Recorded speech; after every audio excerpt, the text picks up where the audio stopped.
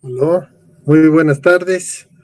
¿Cómo están? Bienvenidos sean a esta sesión en línea, prácticamente la última de nuestro curso, precisamente de fortalecimiento para todas las personas que trabajan en los diferentes servicios legales municipales integrales y también para las gentes que trabajan en las defensorías de la niñez y adolescencia de los diferentes municipios. Bueno, en esta ocasión también empezaré presentándome. Mi nombre es Renzo Vargas.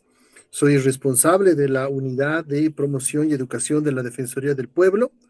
Y esta tarde también voy a estar como moderador de esta sesión, muy importante, por cierto, que tiene que ver con uno de los aspectos fundamentales en el tema de violencia sexual o bioagresión en violencia en general contra niños, niñas y adolescentes. Para este caso, hemos preparado una sesión específica, más o menos hemos pensado que podría denominarse en cierto modo un taller, para que nosotros podamos discutir, trabajar, compartir algunas experiencias y al mismo modo también poder entender y conocer algunos aspectos del texto y del trabajo y de los contenidos del módulo en específico. Entonces, vamos a tener una metodología específica de trabajo para esta sesión, empezando con el hecho de que vamos a dar un tiempo específico de más o menos unos 30 minutos a nuestra expositora del día de hoy, quien nos va precisamente a hablar desde su experiencia, desde su perspectiva, sobre cómo se puede realizar esta primera intervención y atención a una víctima. Es muy interesante el tema. Y luego, después de eso, vamos a abrir, como siempre lo hemos hecho, un pequeño espacio para que las personas que están presentes puedan hacer sus consultas, puedan hacer alguna pregunta, puedan compartir alguna experiencia en relación al trabajo que deben estar realizando ustedes en esta primera línea. Bueno, dado esas consideraciones para poder empezar la sesión, quiero presentarles ya a nuestra expositora, que es la licenciada Carolina Aliaga. Ella es psicóloga de formación. Ella es especialista en terapia familiar y también en intervención sistémica. Ella tiene mucha experiencia trabajando específicamente con temas de violencia, tiene mucha experiencia trabajando incluso con mucha gente de la comunidad LGBTI que también, como por cierto, son, bueno, sabemos bien, una población en situación de vulnerabilidad debido precisamente a los casos de incidencia de violencia que estas personas suelen tener en su cotidiano vivir. Actualmente la licenciada se desempeña como técnica de proyectos de Alianza por la Solidaridad acá en la ciudad de La Paz. Y le quiero agradecerte, Carolina, precisamente por darnos este espacio, por darnos esta oportunidad también de conocer tu punto de vista, reflexionar un poco sobre los contenidos que hemos desarrollado y también poder compartir algunas dudas bueno, más que todo eso, de que podamos hacer como una especie de diálogo, una especie de conversatorio en relación a estas consideraciones importantes en la intervención de la primera intervención que se hace con niños, niñas y adolescentes en temas de violencia. Carolina, la sala es toda tuya. Gracias, agradecer también a la Defensoría por promover estos espacios también, ¿no? Y como decías, es un tema muy importante del que hay que hablar y es un tema que merece eso, merece mucha charla, merece ser conversado, ¿no? Entre gente, entiendo que son personas que trabajan en las defensorías y en los SLIMs, entonces son personas que tienen la experiencia, ¿no? El contacto con estos casos. Entonces es importante también a partir de esa experiencia tener una conversación y poder llegar, ¿no? A, a objetivos en común y establecer, ¿no? Una forma de cuál es la mejor forma de intervenir en estos casos, ¿no? Voy a proceder a compartir mi presentación.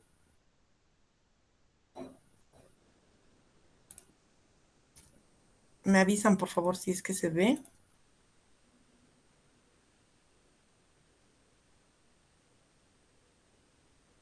Sí, correcto, la estamos viendo, solo que no la estamos viendo en modo presentación, estamos viendo toda la pantalla prácticamente Sí, sí, de...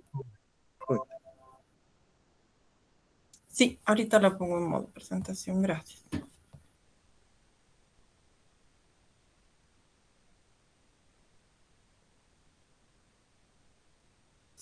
Ahora sí, ¿verdad? Y podemos ver, sigue en Bueno, el modo tema de de esta noche, pantalla completa, pero estamos viendo la presentación. ya, seguro ya va a ponerse. Eh, bueno, vamos a hablar de la primera intervención y contención emocional a víctimas de violencia sexual, ¿no? Es primordial la primera intervención y la contención que se tiene que hacer hasta estas personas. En realidad, como es el primer contacto que van a tener con una persona externa a quien le van a hablar del tema, es importante establecer ese vínculo y esa alianza con esa persona para conseguir que todo el proceso continúe, que la denuncia continúe, que vaya y se haga atender en el servicio de salud y que después haya igual un tema de reparación, que se le pueda brindar terapias para reparar, para mejorar, ¿no? Todo el tema de la experiencia que ha tenido, ¿no? Primero, un repaso de lo que es violencia sexual, como está definida en la Ley 348, la Ley Integral para Garantizar a las Mujeres una Vida Libre de Violencia. Es toda conducta que ponga en riesgo la autodeterminación sexual, Perdón, Lina, tanto perdón en que el te acto interrumpa, sexual, dime, pero te cuento que no se está viendo tu presentación, se la ve estática ¿no? y solamente se ve toda la pantalla completa. O sea, no está en modo de Qué bueno. presentación, vemos las diapositivas en el lado izquierdo. ¿Y está pasando positivas o no? No, no pasa, se ha quedado en esa imagen, no, no se pueden ver las otras. Ok, vuelvo a compartir a ver si ahora está bien.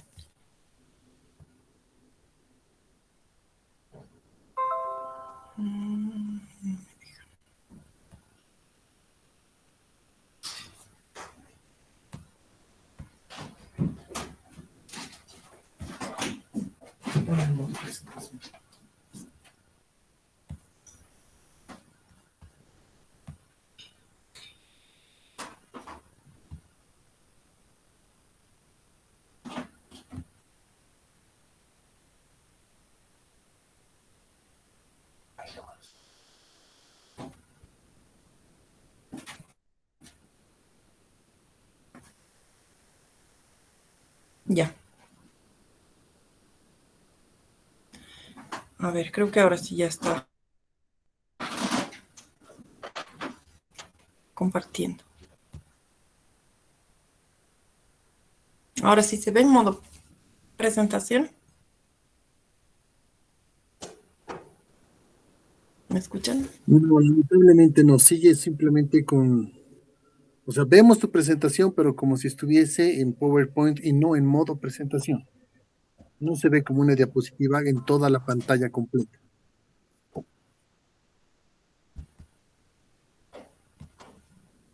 Ahora, Nada.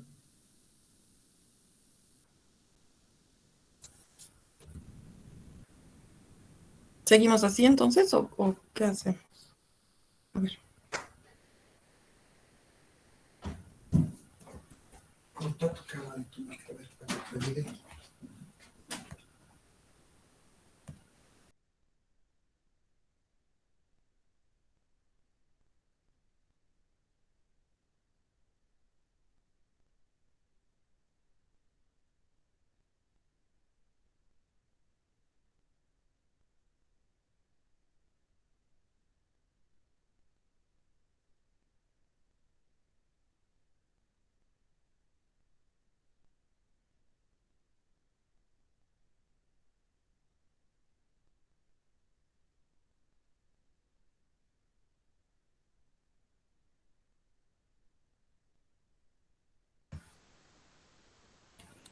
Carolina, ahora sí estamos viendo tu presentación. Ya, súper. Continúo entonces, ¿no? Estaba en la definición de violencia sexual. Según la ley 348, es toda conducta que ponga en riesgo la autodeterminación sexual, tanto en el acto sexual como en toda forma de contacto o acceso carnal, genital o no genital, que amenace, vulnere o restrinja el derecho al ejercicio a una vida libre, vida sexual libre, segura, efectiva y plena, con autonomía y libertad sexual de la mujer.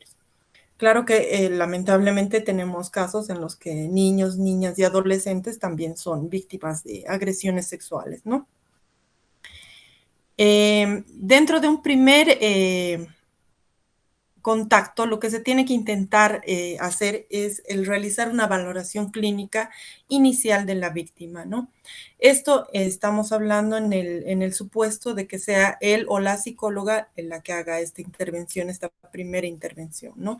Pero también sabemos que en nuestra realidad hay muchos SLIMs y muchos DNAs que no cuentan con un psicólogo o una psicóloga dentro del personal, siendo que deberían, pero a veces no hay.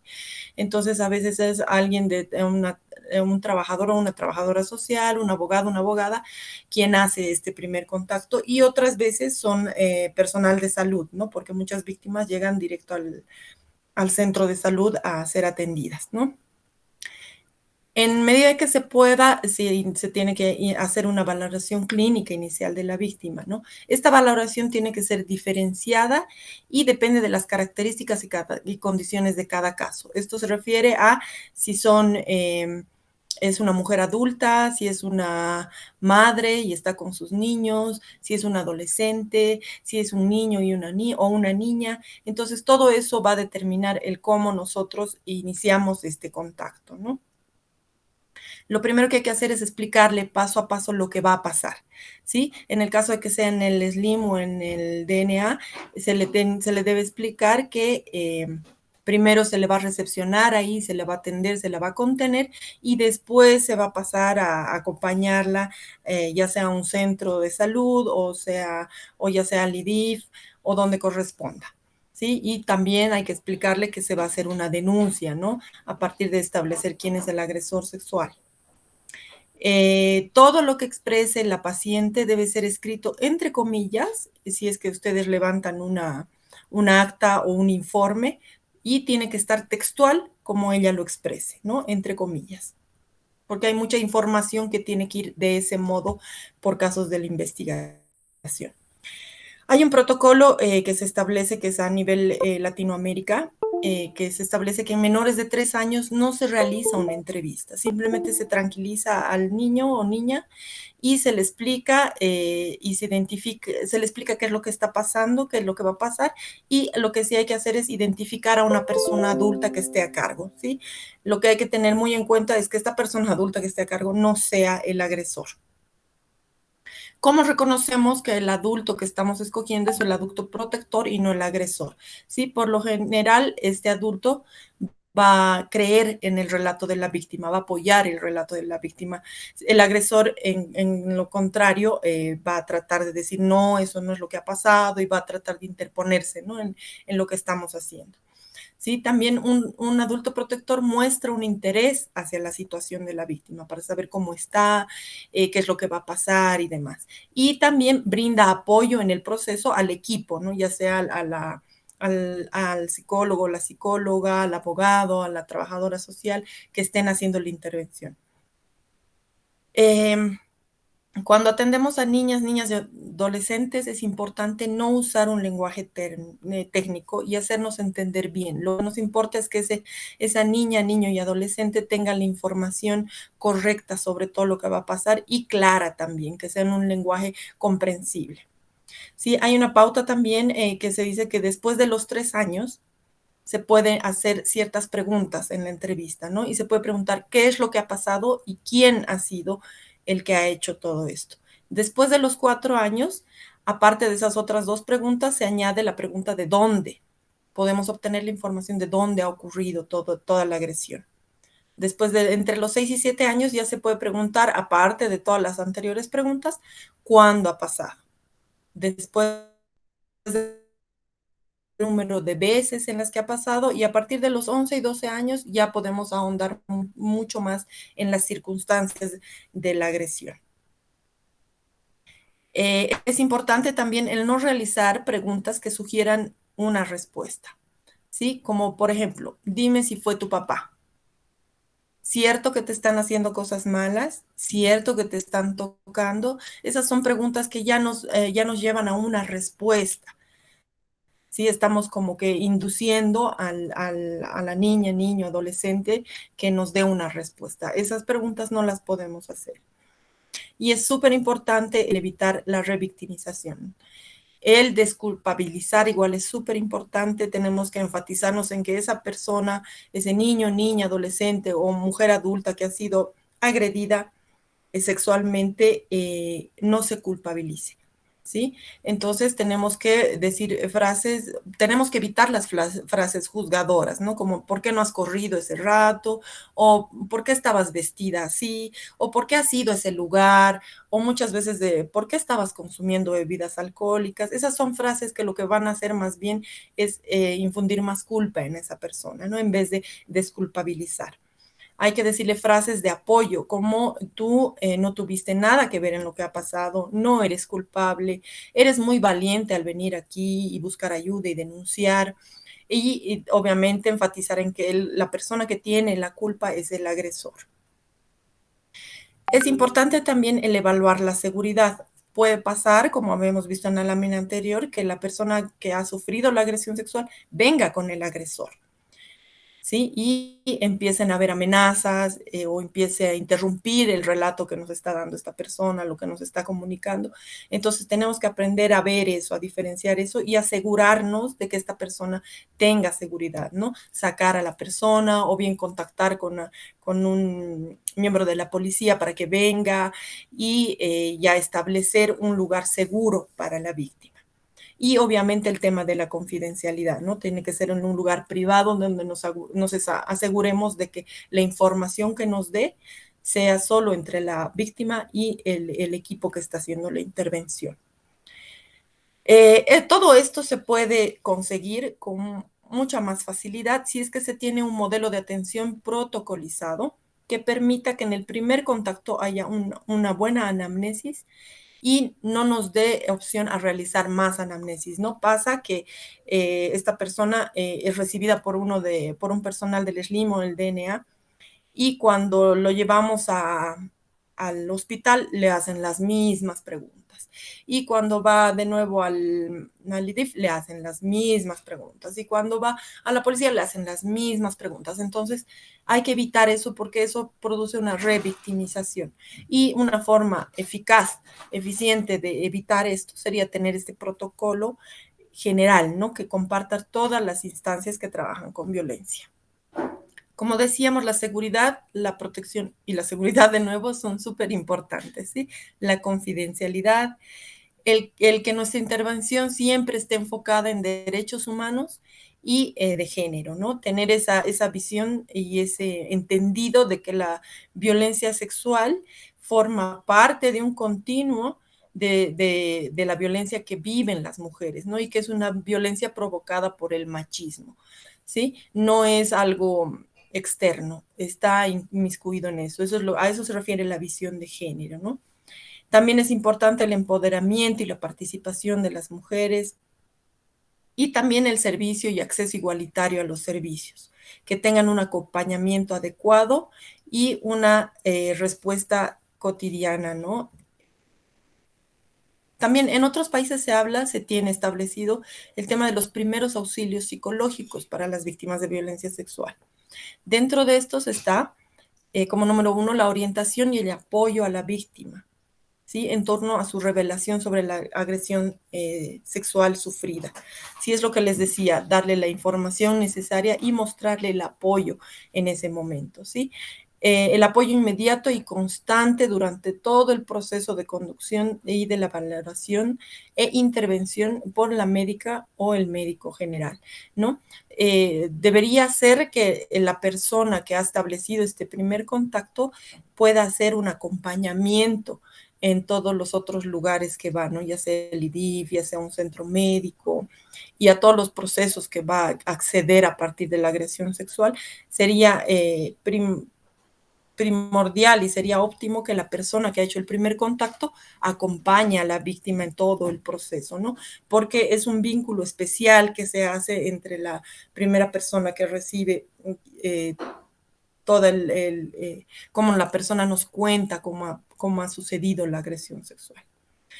Lo que decíamos, promover la desculpabilización de la víctima, permitir y promover que la víctima y sus acompañantes se expresen desde las emociones y no desde la racionalidad, ¿no? Muchas veces tendemos a racionalizar todo lo que nos está pasando y eso impide a que contemos realmente cómo han sido las cosas, ¿no? Tratamos de explicarlo racionalizándolo y ahí entra también la culpa, ¿no? Y decir, pucha, si yo no hubiera estado no sé, a las 3 de la mañana caminando por una calle peligrosa, no me hubiera pasado nada. Eso es lo que provoca una racionalización de nuestra experiencia. Tenemos que promover que más bien todo lo que se nos cuenta, toda la información que se nos da, sea a partir de la emoción. Es súper importante para que esta persona cuente realmente todo lo que sirve para la investigación y para también tener un desahogo emocional, ¿no? De lo que ha pasado. No se debe presionar a hablar de los hechos ocurridos. Si es que la persona no muestra apertura para contarnos todo lo que ha pasado, es importante no presionar. Poco a poco la persona se va a ir soltando y va a ir contando. Tampoco es extremadamente necesario que la persona que haga el primer contacto sea la que reciba toda la información. Puede suceder que esa persona no haya establecido ese vínculo y no sea con la persona que la víctima cuenta todo lo que le ha pasado y sea con otra persona. Entonces es mejor no presionar. Se dará explicaciones sobre los posibles síntomas que pueda tener la víctima, ¿no? Explicar qué es lo que puede ir pasando, si es que va a haber algún sangrado, todas las pruebas que se le van a hacer, todos los protocolos que va a recibir. Sabemos que hay protocolos para prevención de ITS, VIH, sabemos que hay interrupción legal del embarazo en el caso de que haya un embarazo producto de la agresión sexual. Hay que ir explicando todo lo que va a pasar y todo lo que va a sentir para minimizar tanto la ansiedad por no saber qué es lo que va a pasar, como para minimizar el efecto que pueda causar todo esto que vaya a pasar. Orientar e informar adecuadamente a la víctima y a su familia sobre sus derechos y las rutas de atención. ¿Sí? Manejamos nosotros el tema de las leyes que respaldan a la víctima y sabemos todos los protocolos que se debe seguir, ¿no ve? Tanto para la denuncia como para la atención en centros médicos. La familia y la víctima tienen que estar totalmente informados sobre todos los procesos, porque también nosotros debemos promover a que ellos tomen las decisiones sobre lo que va a pasar después, ¿no? Y para eso necesitan tener el acceso a toda la información. También hay que apoyar la búsqueda de mecanismos individuales, familiares, sociales e institucionales para la protección de la víctima. Lo que decíamos, asegurar que el agresor ya no tenga contacto con esa persona, ¿no? Y brindarle todos los mecanismos de protección. Si no es un familiar, si es alguien fuera del núcleo familiar, entonces igual hay que promover que la familia se encuentre segura. También hay que activar las estrategias y las rutas de protección, que es lo que continúa ahora según la ruta de atención que tenemos en el país, ¿no? A dónde se tiene que ir, qué es lo que se tiene que hacer. Y efectuar una completa valoración física y mental acorde a los requerimientos de la valoración inicial de urgencias para una víctima de violencia sexual, ¿no? Entonces tenemos que garantizar que todos los procesos se cumplan, que haya una evaluación médica, que se puedan rescatar todas las pruebas necesarias para la investigación que va a seguir. Para las personas que no están dentro de la profesión de psicología, vamos a ver un poco sobre lo que es la contención emocional. Una contención emocional no es estrictamente realizada por un psicólogo o una psicóloga. Puede hacerla cualquier otro profesional que esté haciendo la intervención primaria, ¿no? La contención emocional es un conjunto de procedimientos básicos que tienen como objetivo tranquilizar y estimular la confianza de una persona que se encuentra afectada por una fuerte crisis emocional. En una intervención de apoyo primario que se realiza en un momento de crisis para asistir a la persona y animarla para establecer su estabilidad emocional y facilitarle las condiciones de un continuo equilibrio personal, de manera más práctica era ahí. ¿Sí? Entonces, La contención emocional es eso, son procedimientos básicos para tranquilizar y estimular la confianza. Lo que queremos es tranquilizar a la persona que ha sufrido la agresión sexual y a su familia, si es que estuviera también en crisis. Tenemos que ponernos en el lugar de la persona y en la situación que están viviendo. Realmente es algo que produce una crisis emocional, no solamente en la víctima. Entonces tenemos que asegurarnos de que nuestra intervención haga eso, que los tranquilice y que les brinde la confianza necesaria como para que nos den toda la información y poder apoyarlos y ayudarlos en lo que sigue, ¿no? Explicándolo de manera más práctica, tenemos que la contención emocional es sostener las emociones de jóvenes y adolescentes o mujeres adultas también que acuden al centro a través del acompañamiento y ofreciendo, en la medida de lo que podamos, alternativas para la expresión de los sentimientos y que nos cuente todos sus problemas, ¿no? ¿Cuáles son los componentes de la contención emocional en crisis? Se busca favorecer la expresión de los sentimientos y emociones a través de la escucha activa, la empatía, facilitando un espacio para que la víctima exteriorice y elabore lo que está sucediendo del modo menos doloroso y sienta que está acompañada y que tiene reconocimiento. Entonces, los componentes de una contención emocional son la escucha activa y la empatía. ¿Qué es la escucha activa? La escucha activa es prestar atención a lo que la persona no solamente te está diciendo verbalmente, ¿sí? También es prestar atención a lo que su cuerpo te dice, al lenguaje no verbal, ¿sí? Tal vez puedes determinar también si la persona está ahí con el agresor, porque tú ves a partir del lenguaje no verbal el miedo que siente o lo vulnerable que se ve ante una persona. Entonces así se puede ir también recibiendo información del lenguaje no verbal. Y una escucha activa también es el hacerle ver a la persona, el hacerle sentir a la persona que está siendo escuchada, ¿sí? Eso quiere decir mirarla a los ojos, atender lo que está diciendo, apoyarla a nombrar sus emociones. Muchas veces no podemos nombrar nuestras emociones y mucho menos en una situación de crisis. Entonces, ayudarle a nombrar sus emociones. Muchas veces ayuda al repetir lo que nos está diciendo. Le da a la otra persona esa sensación de que realmente está siendo escuchada. Y la empatía, que es la capacidad de ponernos en el lugar de la otra persona, ¿no? De ponerlos en la situación en la que está viviendo y apoyarla y acompañarla.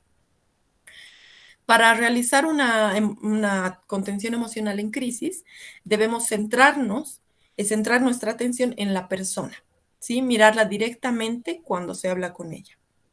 Favorecer las expresiones de las emociones y tener actitud empática que permitirá sintonizarse con sus sentimientos y necesidades.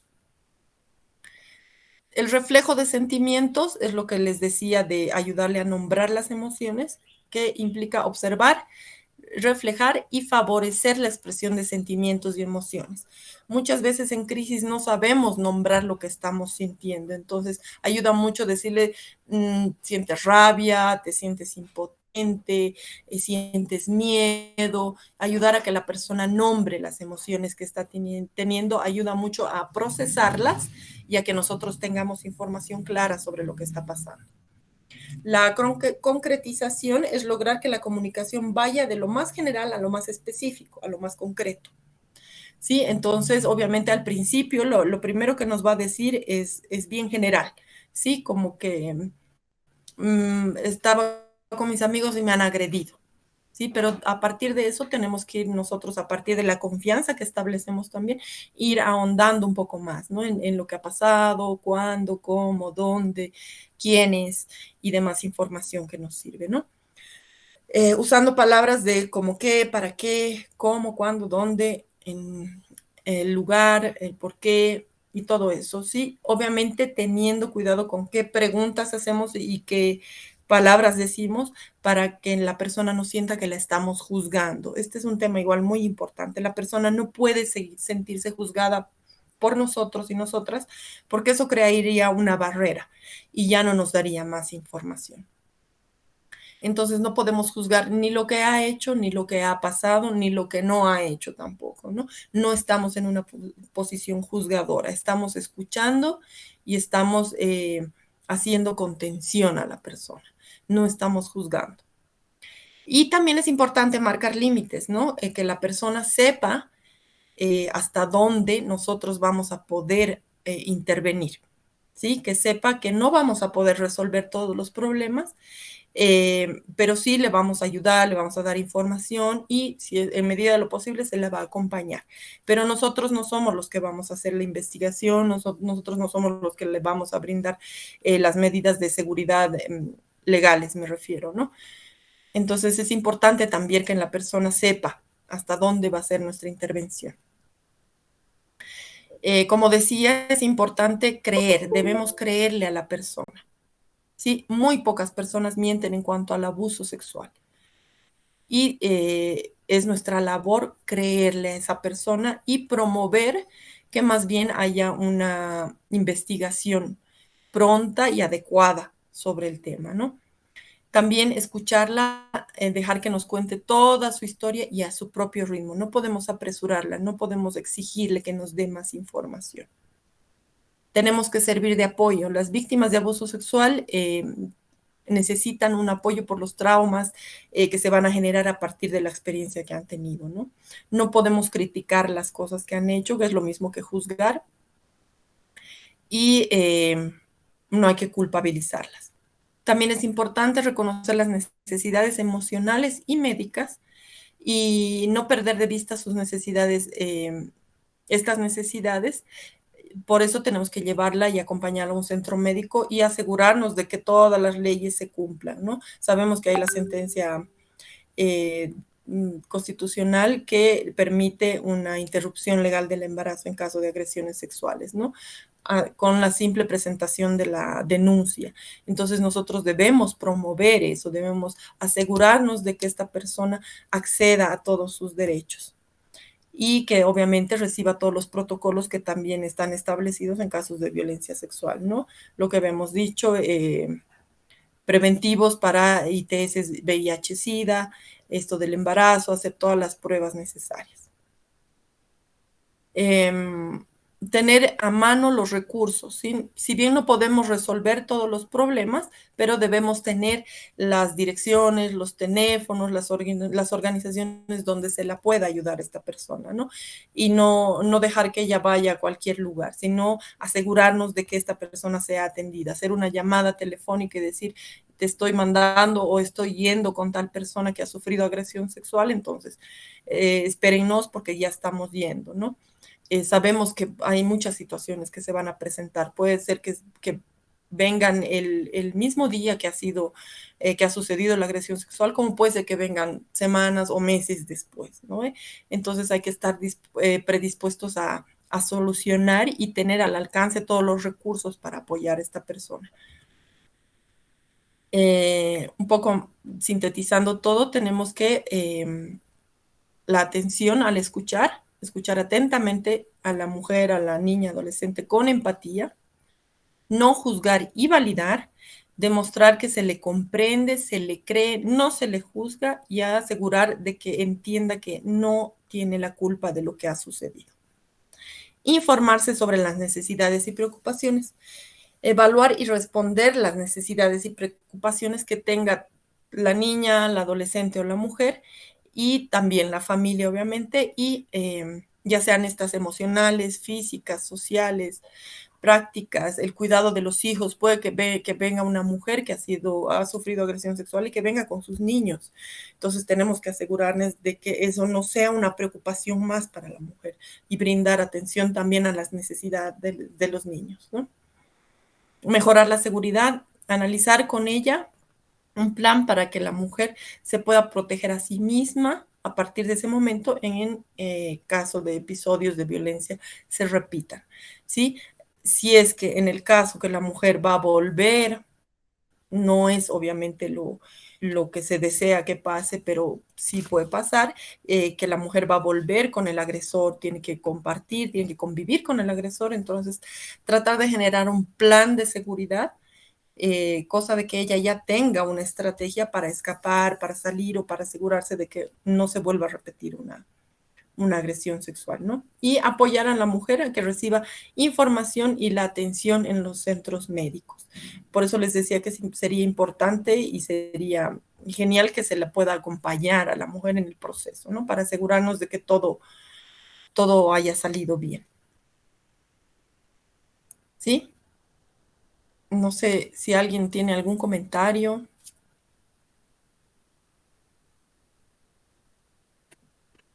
Carolina, Aparte de la muchas experiencia gracias también. por la explicación. Creo que ha sido muy puntual, muy concreta. Te agradezco mucho por haberte limitado al tiempo cual habíamos previsto. Sé que te hemos hecho correr un poco, pero creo que eso es oportuno también para precisamente pasar a este siguiente momento, donde podemos ya solicitar a las personas que están presentes en sala que puedan hacer las preguntas referidas al tema muy interesante, y puedan, y no solamente eso, sino también puedan compartir tal vez algunas experiencias, algunas recomendaciones, algunos tips, si vale el término, en relación al trabajo que ellos han realizado y si es que estos les han funcionado. Entonces, por favor, les dejamos abierto el micrófono para las personas que les guste hacer una pregunta, o en su caso también pueden utilizar nuestro chat. A través del chat también pueden escribirnos y hacer la pregunta respectiva para nuestra expositora.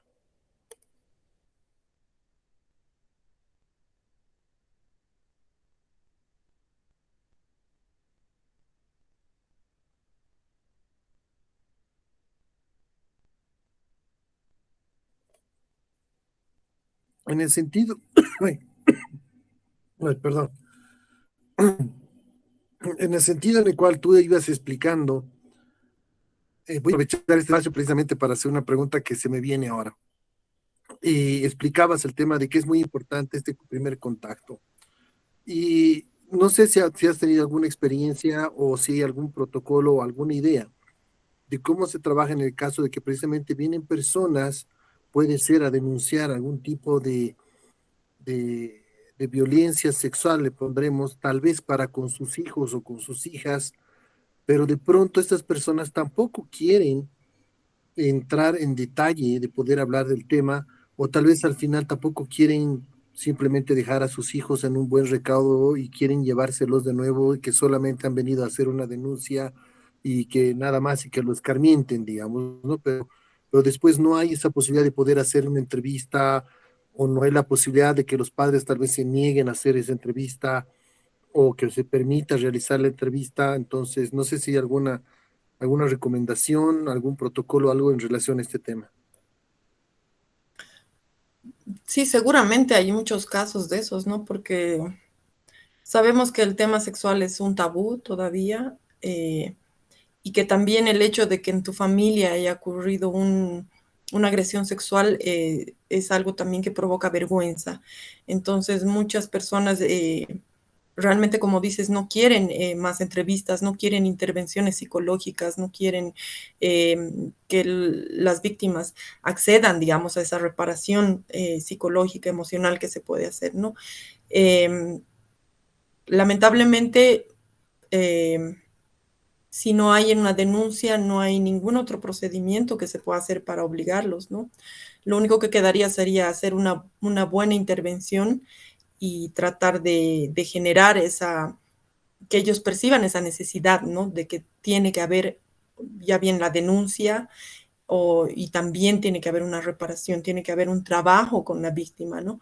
Para reparar todo ese daño emocional.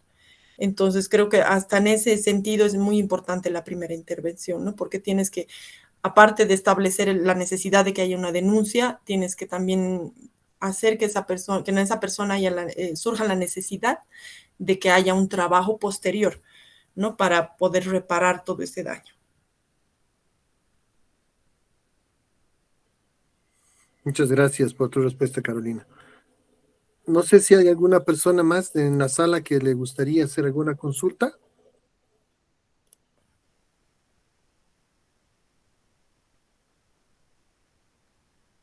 Creo que no. Voy a abusar de tu tiempo. Una preguntita más, por favor. Me pongo en la situación de que yo estoy trabajando tal vez en una de estas instancias Y llega una persona a hacer una denuncia. Llega, obviamente, toda acongojada, pero es una persona a la que en realidad no conozco, nunca he visto nunca, ¿no? Entonces, es difícil pensar en que yo pueda realmente empatizar con esa persona, es difícil un poco como que generar ese apoyo emocional que tú mencionas, es una persona a la cual no conozco. Entonces, desde mi punto de vista, para poder generar este tipo de encuentro, este tipo de espacio tal vez seguro para la persona donde pueda contarme, un espacio de confianza, ¿hasta qué punto está permitido, por ejemplo, que se la pueda llevar a un lugar específico? ¿Hasta qué punto está permitido que, no sé, tal vez se le pueda dar un pañuelo para que llore, o tal vez se le pueda dar un abrazo y cosas? Esas serían partes, pues, digamos, que se pueden realizar, que se podrían considerar en busca precisamente de generar ese espacio y esa empatía. Sí, claro que sí. Obviamente es difícil el tener empatía con una persona que no conoces, pero en realidad tienes que empatizar con la situación que está viviendo, no con la persona. ¿No? Con lo que hay que empatizar es con que la persona es víctima de una agresión sexual. Entonces hay que empatizar con esa situación y todas las emociones que esa situación puede generar. Obviamente es válido el hecho de mostrar cercanía. Muchas veces puede ser que venga la persona sola, puede que no tenga esa contención en su casa o que realmente no haya vuelto a su casa y haya venido a denunciar directamente después de la agresión, entonces va a estar sola. Entonces sí, obviamente es permitido ese acercamiento, lo que decías, dar un pañuelo, el dar permiso a la persona para que exprese sus emociones es básico, ¿no? Entonces muchas veces el dar un pañuelo, un Kleenex para que la persona llore, es como darle permiso para que nos muestre, para que nos exprese todo lo que está sintiendo. Y eso va a generar ese vínculo, ¿no? Esa relación empática. Y obviamente, si esa persona está sola, si esa persona no tiene contención de la familia, también le podemos dar un abrazo, porque eso es contenerla, ¿no? No solamente es escucharla. Contener a una persona también puede ser algo físico, un abrazo o acariciarle, frotarle la espalda para que se tranquilice. En un caso de un niño, mucho más, o una niña, ¿no? Ellos necesitan mucho más contención emocional. Entonces, es completamente válido y obviamente puede apoyar en que todo fluya más fácil, ¿no? Y se genere ese vínculo y se genere la confianza necesaria como para que te dé toda la información que se necesita. Y en ese sentido, dime, si yo podría tal vez, llega una persona y veo que tal vez esta persona necesita contención, en ese sentido de tal vez de que está llorando mucho, fuerte, y le puedo dar el Kleenex y la persona realmente necesita un poco más de apoyo, a eso me refiero, tal vez que nosotros generalmente lo interpretamos en el momento de darle tal vez un abrazo o algo así. Pero eso no sería como que igual invadir un poco su espacio, porque después de todo, ella ha sufrido un espacio, no, o sea, una violación de su espacio también, de su espacio personal, de su territorio, ¿no? Entonces es como una delgada línea, ¿no? Entonces, no sé si eso también se considera o cómo podríamos actuar nosotros de tal modo que eso no llegue a entenderse, no como una especie de que no me importa tu espacio, ¿no? Sino de que en realidad estoy procurando ser un apoyo.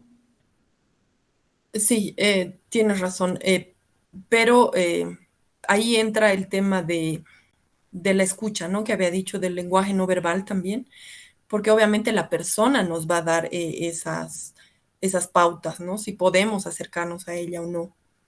Obviamente va a ser muy común que a partir de una agresión sexual, más bien la persona quiera distancia, ¿no? Y no quiera que uno se le acerque. Pero puede pasar que realmente has establecido una relación buena y te permita ese acercamiento o no. Y si no estás seguro o segura de eh, si va a ser bueno, si va a ayudar en el tema, un acercamiento, un abrazo y demás, preguntar.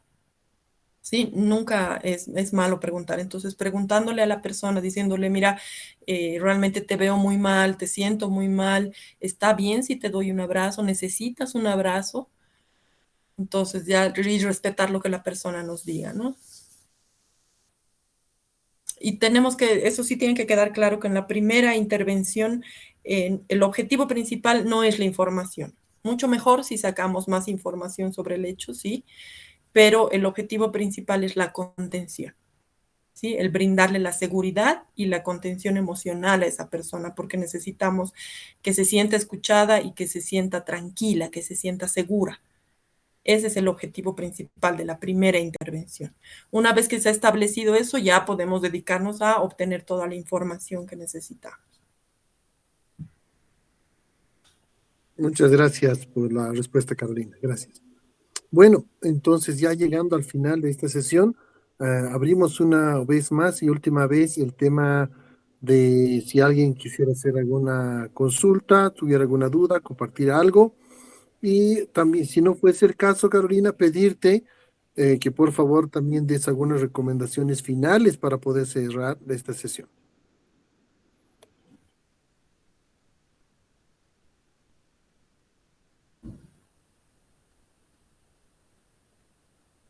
Sí, creo que no hay preguntas, entonces